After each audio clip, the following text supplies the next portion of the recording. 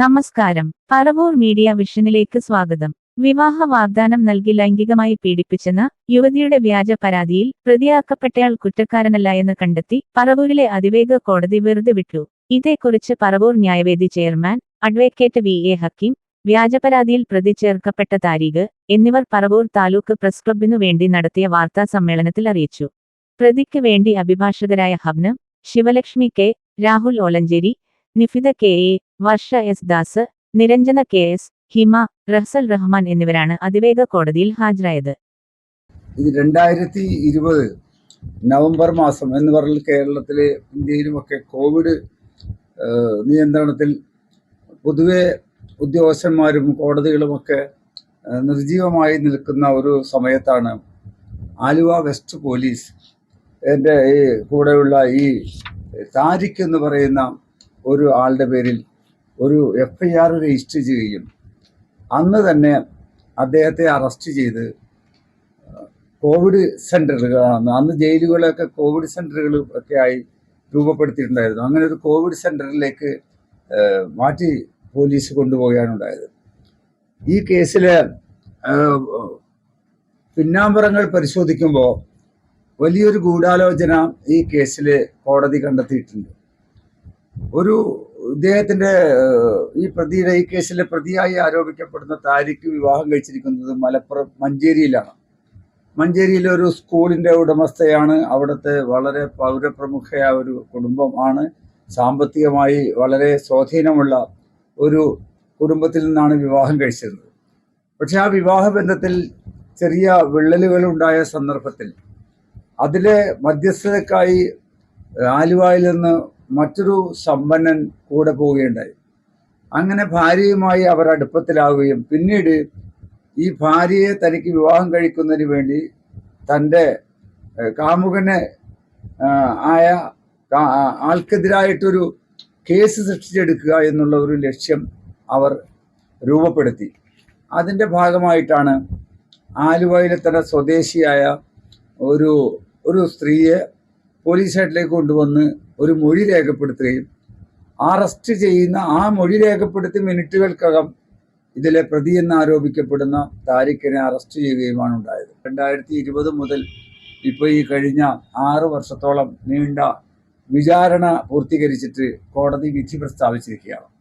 ആ വിധിയിലെ പ്രധാന കണ്ടെത്തലുകൾ ആണ് ഈ വിധിയെ കൂടുതൽ സമ്പന്നമാക്കുന്നത്. കാരണം കോടതി തന്നെ കണ്ടെത്തിയിട്ടുണ്ട്, ഇതിലെ ഈ പ്രതിയുടെ ഭാര്യയുടെ കൂടെ ഇപ്പോൾ താമസിക്കുന്ന മണത്താട്ട് അഷ്റഫ് എന്ന് പറയുന്ന ഒരു വലിയ സാമ്പത്തിക സ്വാധീനമുള്ള, രാഷ്ട്രീയ സ്വാധീനമുള്ള ഒരാളും ഗൂഢാലോചന നടത്തി ചമച്ചെടുത്ത ഒരു കേസാണിതെന്ന് ഇപ്പോൾ തെളിയിക്കപ്പെട്ടിരിക്കുകയാണ്.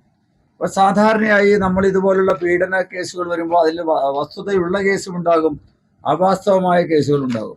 അതാണ് ഞാൻ മാധ്യമ സുഹൃത്തുക്കളെ ശ്രദ്ധയപ്പെടുത്തുന്നത്. അന്ന് ഈ പ്രതിയുടെ ഫോട്ടോ വെച്ച് പ്രധാന പത്രങ്ങളിലും മറ്റു മാധ്യമങ്ങളിലും ഒക്കെ പ്രതിയെ അറസ്റ്റ് ചെയ്തു എന്നുള്ള വാർത്ത വലിയ വാർത്തയായി വരുന്നു. ആ നാട്ടിലെ നാട്ടുകാരടങ്കലം അറിയുന്നു, കുടുംബാംഗങ്ങൾ അറിയുന്നു, ബന്ധുക്കൾ അറിയുന്നു, സുഹൃത്തുക്കൾ അറിയുന്നു.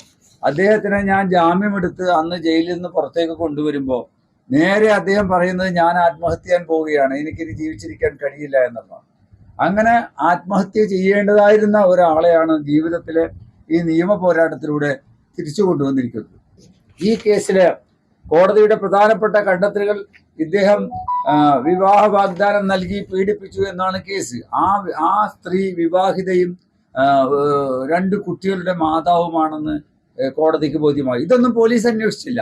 അതുപോലെ ഈ പ്രതിയും വിവാഹിതയും നിലവിൽ ഒരു ഭാര്യ കൂടെ ജീവിക്കുകയും അതോടൊപ്പം തന്നെ കേസുകൾ കോടതിയിൽ, കുടുംബ കോടതിയിൽ കേസുകൾ നടക്കുന്ന ആളാണെന്നുള്ള കാര്യം പോലീസ് അന്വേഷിച്ചില്ല, പരിശോധിച്ചില്ല. യാതൊരു പരിശോധനകളും നടത്താതെ വളരെ പെട്ടെന്ന് കുറ്റപത്രം കൊടുക്കുന്നു. ആ കുറ്റപത്രത്തിന്റെ അടിസ്ഥാനത്തിൽ ഹൈക്കോടതിയെ നമ്മൾ സമീപിച്ചുവെങ്കിലും ഹൈക്കോടതിയിൽ നിന്നും വിചാരണ കോടതി തെളിവെടുത്ത് തീരുമാനിക്കട്ടെ എന്നുള്ള ഒരു സമീപനമാണ് ഈ കേസിലെടുത്തത്. ഈ പ്രതിയെ കുറ്റവിമുക്തമാക്കണമെന്ന് ആവശ്യപ്പെട്ടുകൊണ്ട് നമ്മൾ കേരള ഹൈക്കോടതിയെ സമീപിക്കുകയുണ്ടായി. ആ സമയത്ത് തന്നെ ഈ കേസിൽ കഴമ്പില്ല എന്ന് പറഞ്ഞുകൊണ്ട്. പക്ഷേ സുപ്രീം കോടതിയുടെ സുപ്രധാനമായ വിധിയുടെ അടിസ്ഥാനത്തിൽ ഒരു സ്ത്രീയുടെ മൊഴി വിശ്വസനീയമായ മൊഴിയാണെങ്കിൽ അത് പരിഗണിച്ച് വിധി പ്രസ്താവിക്കാമെന്നുള്ള സുപ്രീം കോടതിയുടെ നിരീക്ഷണത്തിന്റെ അടിസ്ഥാനത്തിലാണ് ഈ കേസ് വിചാരണയിലേക്ക് വന്നത്. ഈ മകളെ ബഹുമാനപ്പെട്ട ഹൈക്കോടതി ഇതെല്ലാം മനസ്സിലാക്കിയിട്ട് ഇപ്പൊ എന്റെ കസ്റ്റഡിയിലേക്ക് വാങ്ങി തരികയും ചെയ്തു. ഇപ്പൊ ഫുൾ കസ്റ്റഡി എന്റെ കയ്യിലുണ്ട്, എന്റെ മകൾ എന്റെ കൂടെയുണ്ട്. ആ മകളെ കൂടി ബുദ്ധിമുട്ടിച്ചു കൊണ്ടിരിക്കുകയാണ് ഈ പറഞ്ഞ അഷറഫ് എന്ന് പറഞ്ഞ കാമുകനും സിദ്റത്തുൽ മുൻതഹ എന്ന് പറഞ്ഞ എന്റെ ഭാര്യയും. ജീവിക്കാൻ സമ്മതിക്കുന്നില്ല, വളരെ ബുദ്ധിമുട്ടിലാണ്. എന്റെ ഭാര്യയുടെ പേരിൽ തന്നെ 8 ക്രിമിനൽ കേസോളം നിലനിൽക്കുന്നുണ്ട്. ഞാനല്ലാണ്ട് വേറെ പല ആളുകളായിട്ട് 8 ക്രിമിനൽ കേസോളം നിലനിൽക്കുന്നുണ്ട്. ടീച്ചർമാരെ, സ്കൂളിലെ ടീച്ചർമാരെ ഉപദ്രവിച്ച കേസുകളുണ്ട്. മുമ്പിരുന്ന എഇഒക്കെതിരെ പീഡന കേസ് കൊടുത്തു, ഫോണിൽ കൂടി മോശമായി സംസാരിച്ചു, എന്നിട്ട് കോടതിയിൽ ഹാജരായില്ല, എന്നിട്ട് ആ കേസ് തള്ളിപ്പോയി. അതുപോലെ തന്നെ സ്വന്തം ആങ്ങളമാർക്കെതിരെ കുട്ടിയെ വെച്ച് പോക്സോ കേസ് കൊടുക്കാൻ എടവണ്ണ സ്റ്റേഷനിൽ പോയി. അവിടുന്ന് CI വിളിച്ച് കുട്ടിയോട് ചോദിച്ചു എന്താണ് ഇതിന്റെ സത്യാവസ്ഥ എന്ന് ചോദിച്ചോടുകൂടി കുട്ടി പിന്നെ അങ്ങനെ ഒന്നും സംഭവം ഉണ്ടായിട്ടില്ല, എന്റെ കൈക്ക് പിടിച്ച് ഇങ്ങോട്ട് കൊണ്ടുവന്നിട്ടുള്ളൂ എന്ന് പറഞ്ഞ് കുട്ടീനെ അവിടുന്ന് CI ഇവരെല്ലാവരും കൂടി ആട്ടിപ്പായിക്കുകയാണ് ചെയ്തു. അവിടെ നിർത്തിയിട്ടില്ല, CI കേസ് കൊടുത്തിട്ടില്ല. ഇവര് സ്ഥിരം ഒരു പ്രശ്നക്കാരിയാണ്. Please like, follow, and subscribe our channels. Thank you.